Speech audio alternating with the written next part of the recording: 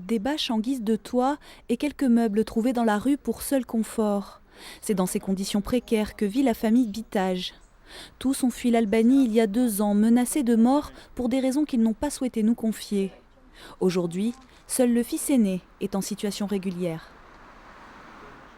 Ils ont fait une demande d'asile. Malheureusement, c'était négatif pour eux. Moi, personnellement, j'ai eu mon titre de séjour étudiante parce que je suis étudiante.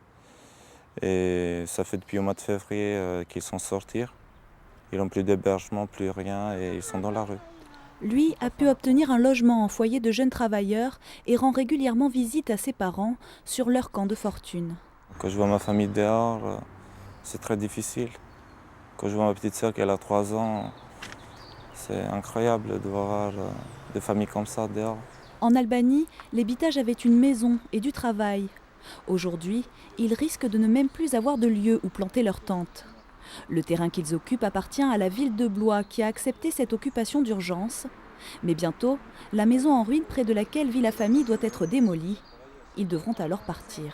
Trouver un terrain municipal, pour commencer, ça veut dire aussi qu'on les refait camper dans des conditions que je vous dis non satisfaisantes.